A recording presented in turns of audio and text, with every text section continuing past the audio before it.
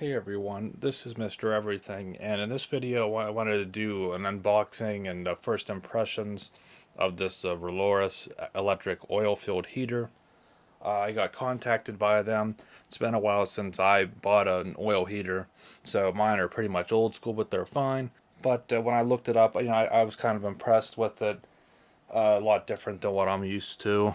So if you catch it now, you can see actually right now you can get it with the coupon, so it's under $100.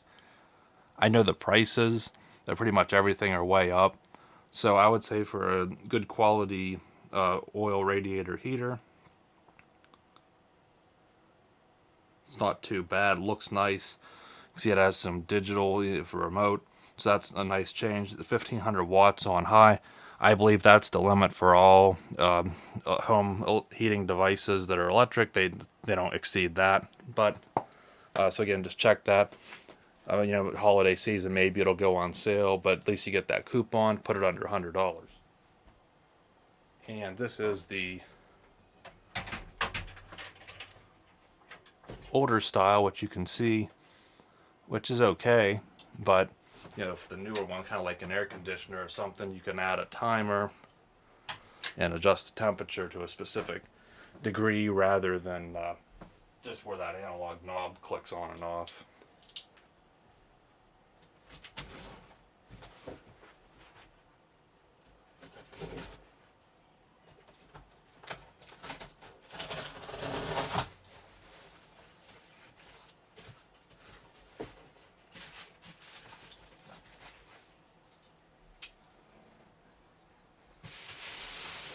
And glad to see they put a little bit of styrofoam because it was shaking around a little bit. I think it was actually delivered upside down, but I let it stand upright for a few hours. I mean, the oil drains back down. It's all sealed, so it can't leak out.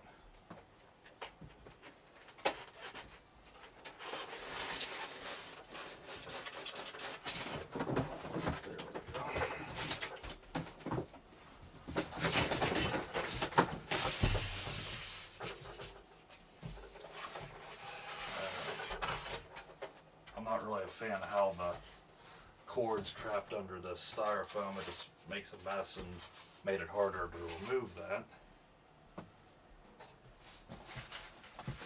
And it looks like you get your hardware too. Looks to be about the same as the other ones, of these like U-clamps that'll attach the, guess you could almost call them axles with the wheel on it. And you do get a remote here.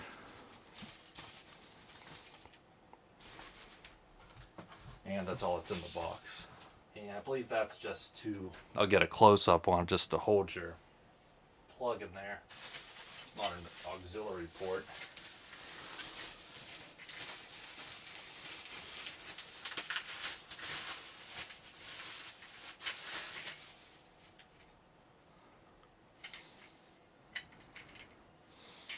So this will be the two of these, and I'll go ahead and show the instructions on how to set it up. Now, one of the first things I like is the actual handle here. You can tuck it out of the way, although I think it kind of covers the display. But it seems, at least as it's new, it's tight enough that you can just set it here. Now when this heats up, I mean, with this, or you can just keep it like that. But I like, it's nice and sturdy. It's better than the little just cutouts in the other one, which I'll show later. And I noticed that actually both of these are different. So these are going to go on a specific way. So we'll have to consult the instruction manual here. And one thing that I'm going to do, so you get the cord. Oh, I should probably just measure it, but it looks like it's about the standard 6 foot. They don't like to give you long cords for heaters, which I get, but these cords are so thin that doesn't make sense, so you have to use an extension cord anyway, and they're usually the same gauge as this, but you can always get like an air conditioner or one of those heavy appliance extension cords that shouldn't have any issue with, but I never usually run them on high anyway. But I also usually remove these, even though you're really not supposed to, because I just don't like having the Declaration of Independence hanging on off cords like that. But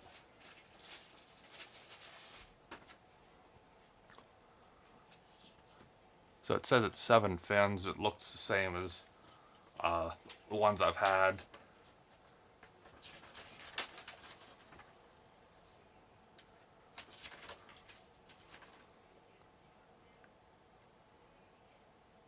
And then I guess the remote takes a battery, but it says it's included. And you can get some of the specs really quick here.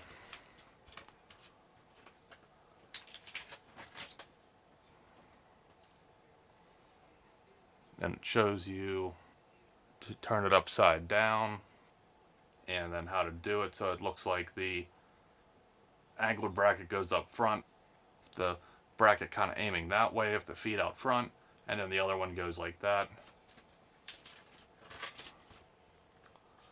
And then how to use it.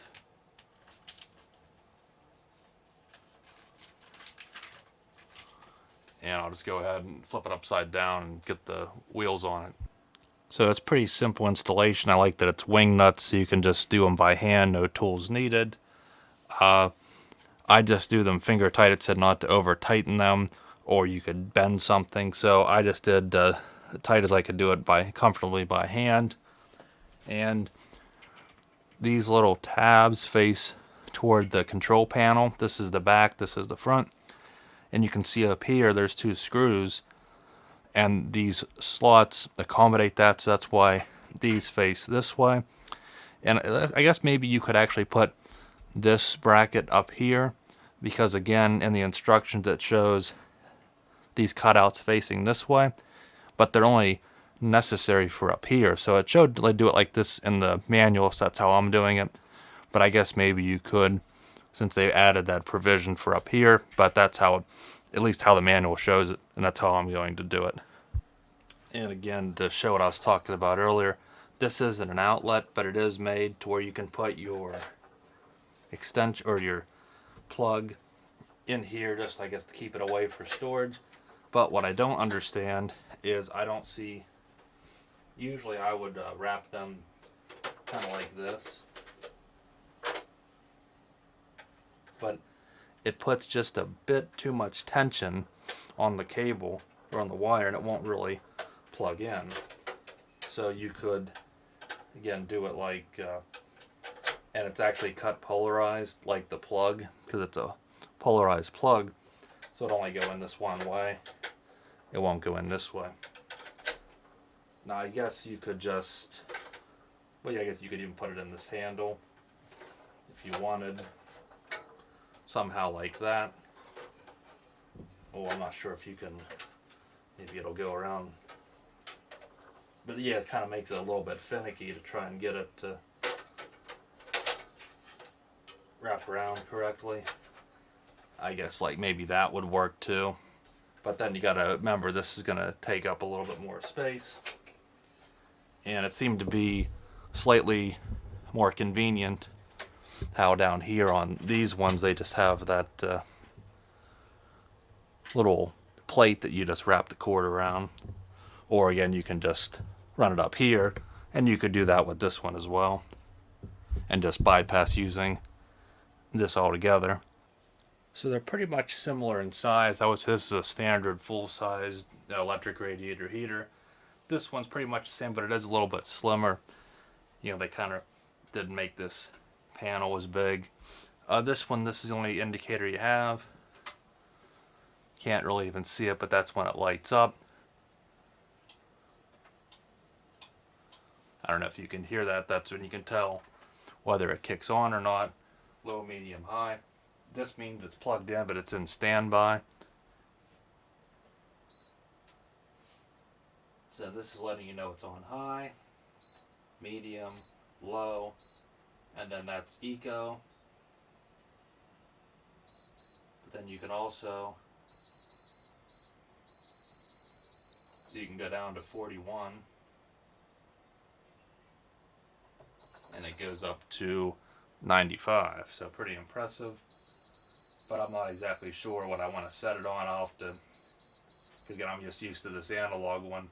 I kind of know where it, where I like it just based on that. I'm used to it, but I'm sure I can figure this one out too.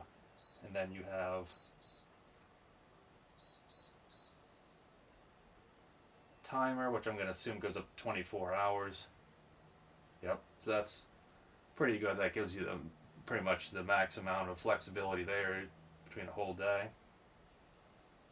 And then you can go back from high, medium, or low.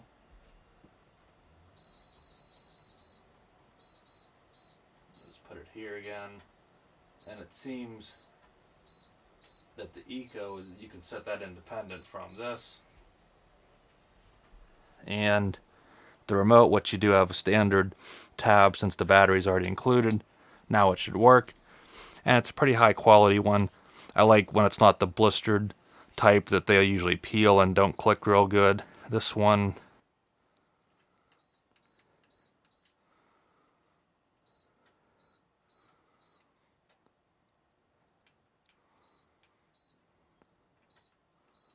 works just fine. And then you have this, if you hold it, I think for 2 or 3 seconds, it'll lock it. I assume it just locks it here, so it can't be tampered with.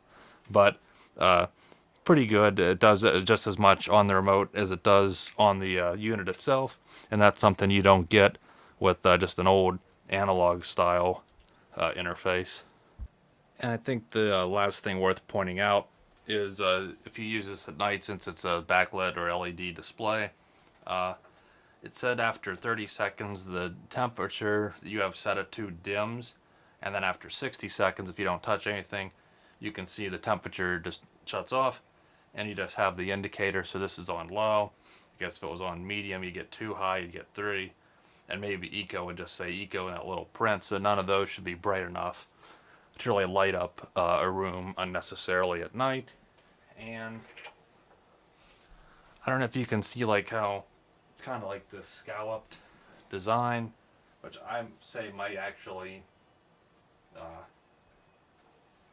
dissipate or retain heat or do something different compared to this. This is standard. You see this with a lot of them. And this one's getting really hot right now. It's probably just because I have it set higher than what I would set this one to. But it's only been on a few minutes, so obviously, and it's just on that low setting, that I'm sure it'll work just fine.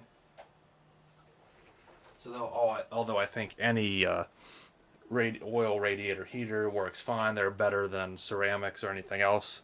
I believe that, since the oil stays warm even when it's off, it just, you kind of get more for your money. That oil stays warm, keeps the room warm, cools off, but it's still warm. Then it'll kick back on, reheat it, to where if a ceramic or a fan or something, as soon as it shuts off, it starts getting cold again because there's nothing to retain that heat like there is with the oil. So if you're looking for one and you want something either with the remote, with the timer, something that's just black, a little bit more sleek, I would recommend the Rellorus over some other options you can get out there. So especially make sure to check them out on Amazon, see if you can get a discount over the coupon if they're offering at the time. And I'll leave a link in the description below. So if you have any questions or anything, either let me know or again just check the Amazon listing to see what specs and everything is mentioned there. It is well reviewed, so that's always a plus too. So thanks for watching, and you'll see me in the next one. Have a good one.